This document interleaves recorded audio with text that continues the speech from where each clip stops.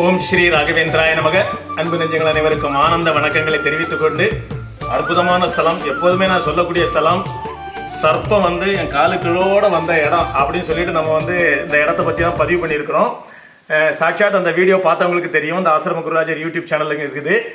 இது வேற எந்த இடமும் இல்லை, அழகர் மலை சுந்தரரும் ஆனைமலை நரசிங்கரும் அருளும் திருத்தலம் அருளாளா அப்படின்னு அமரர் பூதை சங்கர் எழுதிய வரிகளுக்கு நாஞ்சில் திரு தென்கரை மகராஜன் பாடி இசையமைத்து அந்த சர்ப்ப ரூபத்தை இங்கே நாங்கள் பார்த்த இடம்.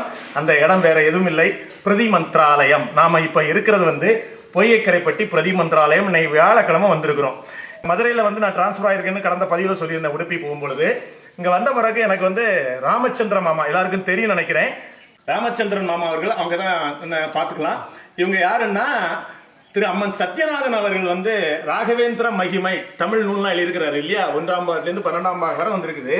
அப்படிப்பட்ட அந்த 12 பாகங்களையும் ஒவ்வொரு பாகமாட்டு கன்னடத்தில் மொழிபெயர்த்துட்டு வர்றவர் தான் ராமச்சந்திர மாமா.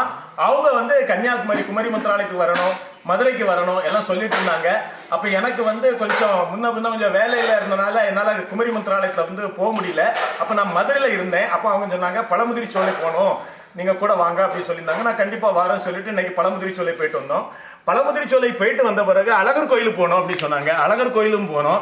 அவங்களுக்கு அப்படி ஒரு தரிசனம், அவங்களுக்கு நினச்சி பார்க்காத தரிசனம்லாம் கிடச்சி. அதுக்கப்புறம் இன்னைக்கு வியாழக்கிழமை ராயரையும் பார்த்தா நல்லா இருக்குமே அப்படின்னு சொல்லும் பொழுது நமது வாசன்னா ரகு அண்ணாட்ட ஃபோன் பண்ணி கேட்டோம்.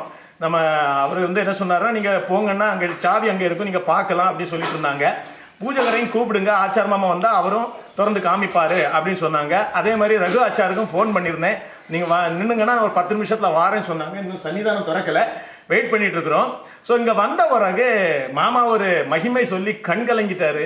ஏன்னா நம்ம அதை பற்றி நிறைய பேசிகிட்டு இருந்தோம். இந்த டொனேஷன்லாம் பற்றி பேசிகிட்டு இருந்தோம், காணிக்கையெல்லாம் பற்றி பேசிகிட்டு இருக்கும்போது அவருக்கு நடந்த ஒரு அற்புதமான ஒரு மகிமை சொல்லி அவரே அழுதுட்டார். ஆனால் மாமா தமிழில் எனக்கு ஃப்ளூவெண்ட்டாக வராது அப்படின்னு சொன்னாங்க. அதனால மாமி எங்கே இருக்கிறாங்க பாருங்க. இவங்க வேணுபாய் அம்மாவுடைய வளர்ப்பு குழந்தைகள் அப்படின்னு சொல்லுவாங்கல்ல. அதில் இவங்க பேர் கீதா.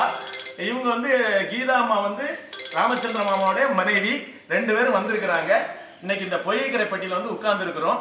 இப்போ இந்த ஆலயத்தில் வச்சு அவங்களுக்கு நடந்த ஒரு மகிமையை அழகா ரத்ன சுருக்கமாக சொல்லுவாங்க.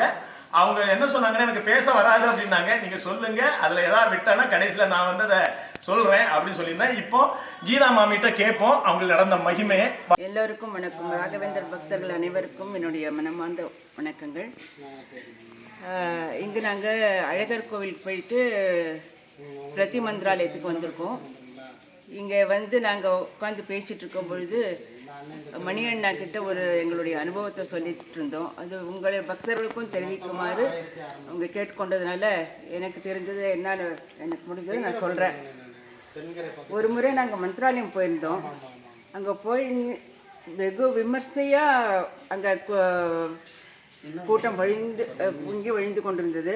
என்னவென்று பார்க்கும் பொழுது அங்கு நவரத்ன ரதத்துக்கு எல்லாம் காணிக்கைகள் கொடுத்து கொண்டிருந்தார்கள். அந்த சமயத்தில் எனக்கு ஒரு யோசனை தோன்றியது. ராகவேந்திர சுவாமியிடம் மானசீகமாக நான் பேசிக்கொண்டிருந்தேன். அப்பொழுது நான் ராயரிடம் இப்படி ஒரு விஷயத்தை சொல்லிக் கொண்டிருந்தேன். எல்லோரும் பக்தர்களும் பெரிய பெரிய ஸ்ரீமந்தர்கள் உங்களுக்கு காணிக்கைகள் நிறைய வழங்குகிறார்கள். ஆனால் நாங்கள் கொடுக்கக்கூடிய ஒரு சின்ன காணிக்கையை ஏதாவது ஒரு ஏழைக்கு உபயோகப்படுத்துமாறு வேண்டிக் கொண்டிருந்தேன். வேண்டிக் கொண்டு நாங்கள் ஊருக்கு வந்துவிட்டோம். ஒரு வாரம் கழித்து, ஒரு 10 நாள் கழித்துன்னு நினைக்கிறேன். நாங்கள் ஒரு நாள் எப்போ வேணுபாய் அம்மா வீட்டுக்கு போய் ஆசீர்வாதம் வாங்கி கொண்டு வருவது வழக்கம். அப்படி ஒரு வியாழக்கிழமை அன்று நாங்கள் அம்மா வீட்டுக்கு சென்று இருந்தோம். காலையில் சென்றதனால் கையில் பூ வாங்கி கொண்டு கையில் வைத்து கொண்டு நாங்கள் உள்ளே நுழைந்தோம். அந்த உள்ளே நுழைந்த சமயத்தில் வேணுபாய் அம்மா வெளியில் வந்தார்கள். வாங்க குழந்தைகளா, உங்களுக்காகவே காத்து கொண்டு இருந்தேன் அப்படின்னு சொன்னாங்க. என்னம்மா விசேஷம் என்று கேட்டேன். உங்களுக்கு ராயர் ஒரு மெசேஜ் கொடுத்துருக்காங்க அப்படின்னு சொன்னாங்க. என்னவென்று கேட்டோம். கையில் இன்று மல்லிகைப்பூ வைத்து கொண்டு வந்தவரிடம் ஒரு மெசேஜ் கொடுத்திருக்கிறார்கள், சொல்கிறேன் என்று சொன்னார்கள். அப்பொழுது அம்மா இந்த மாதிரி ராகவேந்திர சுவாமிகள் என்னிடம் சொன்னார், கையில் ஒரு பூவுடன் வரும் ஒரு தம்பதிகளிடம் ஒரு ஏழைக்கு உதவுமாறு நீங்கள் கேட்டுக்கொண்டீர்களாம். அவர்களுக்காக ஒரு 10,000 ரூபாய் தர வேண்டும் என்று கேட்டுக்கொண்டார்கள். அதை கேட்டவுடன் என் கண்களில் கண்ணீர் தாரையாக வழிந்து கொண்டிருந்தது. ஏனால் ராயரிடம் நான் அதைத்தான் வேண்டு கொண்டிருந்தேன். ஒரு ஏழைக்கு உதவுமாறு நான் என்னுடைய வேண்டுகோள் இருந்தது. அதன்படியே ராயர் எனக்கு உத்தரவும் கொடுத்ததனால் எங்களுக்கு அந்த சமயத்தில் என்ன பண்ண வேண்டும் என்று எனக்கு தோன்றவில்லை. கண்களில் கண்ணீர் தான் வழிந்து கொண்டிருந்தது. இந்த அனுபவத்தை நான் மணியனிடம் சொல்லி கொண்டிருந்தேன். அதை உங்களுக்கு தெரிவிக்குமாறு சொன்னார்கள். நான் உங்களுக்கு தெரிவித்துக் கொண்டிருக்கிறேன். இது என்னுடைய பெருமைக்காக சொல்லவில்லை. ராயருடைய பெருமையை உங்களுக்கு எல்லாருக்கும் உணர்த்த வேண்டும். அவர் எவ்வளவு கருணை உள்ளம் படைத்தவர் என்பதை உங்களுக்கும் தெரிய வேண்டும் என்பதற்காக நான் இந்த விஷயத்தை உங்களிடம் பகிர்ந்து கொள்கிறேன். நன்றி, வணக்கம். நன்றி. உண்மையிலே ரொம்ப சந்தோஷமா இருக்குது. அம்மா சொன்ன மாதிரி வேணுபாய் அம்மா வந்து குமரி மந்திராலயத்துக்கு வந்திருக்காங்க. கும்பாபிஷேகம் டைம்ல வந்திருக்கிறாங்க. சேலம் ரவி அண்ணா வந்து கூட்டு வந்தாங்க. இப்பதான் எனக்கு ஞாபகம் வருது வேணுபாய் அம்மாவெல்லாம் சொல்லும் பொழுது. உண்மையிலே அந்த வேணுபாய் அம்மா வந்து அவங்கள்ட்டெல்லாம் நான் வந்து ஆசீர்வாதம் வாங்கியிருக்கிறேன். அவங்க நிறைய விஷயங்கள்லாம் இப்போ சொல்லியிருந்தாங்க. ஆனால் எல்லாத்துலேயும் அன்னைக்கு கும்பாபிஷேகம் டைமில், அதாவது குமரி மந்திராலய கும்பாபிஷேகம் டைமில் நின்று பேச முடியாத சூழ்நிலை இருந்தது. ஏன்னா எல்லாருக்கும் தெரியும் கும்பாபிஷேகம் டைமில் எவ்வளவு பிஸியாக இருப்போம்னு. அப்படிப்பட்ட வேணுபாய் அம்மாவுடைய பிள்ளைகள், வளர்ப்பு பிள்ளைகள் என்று சொல்லுறாங்க.